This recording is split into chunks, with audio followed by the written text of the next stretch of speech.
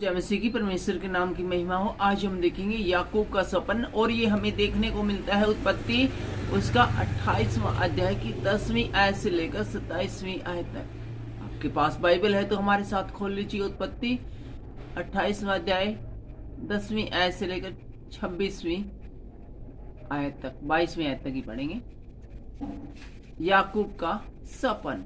10वीं आयत हमें बताती है याकूब बरसेबा से निकलकर हारान की ओर चला।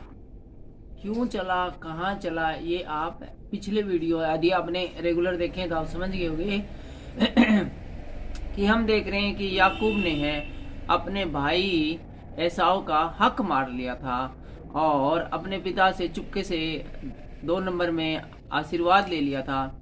और उसके भाई एसाव ने सोच लिया था कि अभी तो मेरा पिता बूढ़ा है और थोड़े से दिन की इसकी जिंदगी, जब इसकी मृत्यु हो जाएगी उसके बाद अपने भाई को मारकर मैं अपने साथ हुए अत्याचार का बदला लूंगा। और इसकी माता को पता चल गया था कि इसका बड़ा बेटा इस प्रकार सोचता है छोटे लड़के के बारे में, याकूब के बारे में। तो उसने अपने बेटे को कहा था कि तू अपने मामा के गांव चला जा जब तक कि तेरे बेटे का गुस्सा ठंडा ना हो। और यहाँ पर हम देखते हैं कि ये अपने मामा के घर जाने के लिए रास्ते में है, और ये रास्ते के एक जगह है जहाँ पर एक रात है वो याकूब बिताता है, उसी का वर्णन यहाँ पर हमें देखने को मिलता है। याकूब के सपन में याकूब बरसेबा से निकलकर हारान की ओर चला। बरसेबा और हारान के बीच की जगह है, तो इससे मान सकते हैं कि हम हो सकता है कि जो जहाँ ये रहता हो उस जगह का नाम बरसेबा था और अभी जा रहा है वो हारान को जा रहा है। और उसने किसी स्थान में पहुंचकर रात वहीं बिताने का विचार किया। जब चलते चलते रात हो गई, शाम हो गई, तो एक जगह पर उसने विचार किया कि यहीं पर इसी जगह पर रुक जाता हूं और रात बिताता हूं, और सुबह उठकर अपना सफर है मैं जारी रखूंगा, क्योंकि सूर्य अस्त हो गया था। और ये समय उस समय का है जबकि सूर्य अस्त हो गया था, करीब करीब 7 बजे का शाम का आप टाइम लगा सकते हैं। इसलिए उस शैतान के पत्थरों में से एक पत्थर से अपना तकिया बनाकर रखा और उसी स्थान पर सो गया। उसने खाना खुना खाया बनाया और उसके बाद है एक पत्थर उठाया और उसका तकिया बनाया और उस पत्थर को अपना तकिया बनाकर वहीं पर सो गया।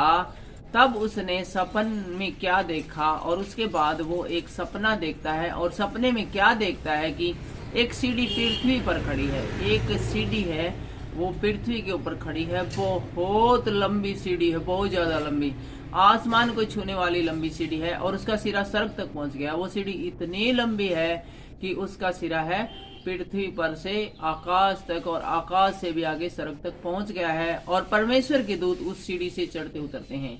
और याकूब ने क्या देखा कि परमेश्वर के दूत है उस सीढ़ी पे चढ़ रहे हैं, उतर रहे हैं, चढ़ रहे हैं, उतर रहे हैं। और यही सब उस सपन में याकूब है वो रात भर देखता रहा।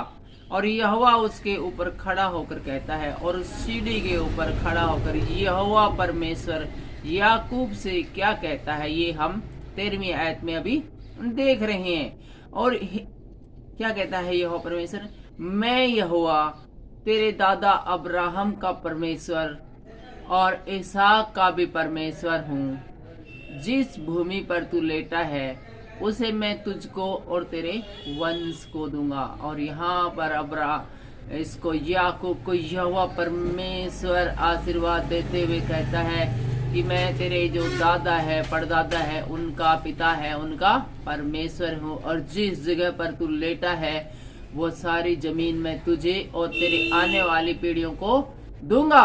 और तेरा वंश भूमि की धूल के किनकों के समान बहुत होगा, और तेरा जो वंश है वो बहुत ज्यादा होगा, तिनकों के भूमि के समान होगा, और पश्चिम पूर्व उत्तर दक्षिण नगरों की ओर फैलता जाएगा। और तेरा वंश है वो चारों ओर है वो फैलता ही जाएगा, और तेरे वंश के द्वारा पृथ्वी के सारे कुल आशीष पाएंगे और धन्य होंगे बाकी लोग, और आशीष पाएंगे तेरे वंश के द्वारा।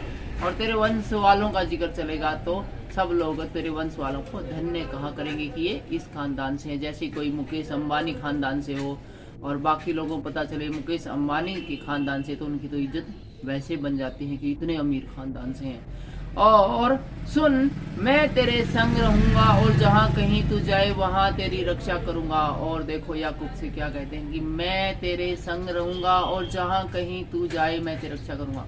कोई लिमिटेशन नहीं, जहाँ मर्जी आए आप वहां जा सकते हो। यदि परमेश्वर के आपके संग रहे तो आपको कोई डर नहीं, कोई भय नहीं, आप निश्चिंत होकर ऐसे ही रह सकते हो जैसे लोकल रहते हो। मैं अपनी बताता हूँ कि मैं कहीं शहर में जाता हूँ, दिल्ली जाता हूँ, मुंबई जाता हूँ या पंजाब में कहीं भी जाता हूँ, तो मुझे ये कभी एहसास ही नहीं होता है कि मैं इन नई जगह पर आया हुआ हूँ, बल्कि बिल्कुल ऐसे ही रहता हूँ जैसे कि लोकल अपने हिसार सिटी में रहता हूँ। और मैं तुझे उस देश में लौटा ले आऊंगा और मैं तुझे वापस भी, अब तू जा रहा है लेकिन मैं तुझे वापस भी सुरक्षित लौटा कर लाऊंगा। मैं अपने कहे हुए को जब तक पूरा ना कर लूं तब तक तुझे नहीं छोड़ूंगा। और जब उस समय तक तू मेरी सुपर प्रोटेक्शन में रहेगा, जब तक कि मैंने जो कुछ कह दिया कि तेरे साथ घटित ना होले तब तक वो पूरा ना होले। तुझे किसी प्रकार की ठेस, किसी प्रकार की कोई हानि पहुंचा नहीं सकता है जब तक कि मैं अपने कहे हुए को पूरा न कर लूं। तब याकूब जाग उठा और कहने लगा। और उसके बाद याकूब को अचानक से जाग आती है और उसे पता चलता है कि वो एक सपन देख रहा था। और अपने आप से याकूब कहने लगा, निश्चय ये स्थान में यहोवा है। और वो कहने लगा इस स्थान में परमेश्वर है और मैं इस बात को नहीं जानता था और मुझे पता ही नहीं था, मैं यहाँ सो गया। यहाँ तो परमेश्वर है, परमेश्वर का निवास स्थान है।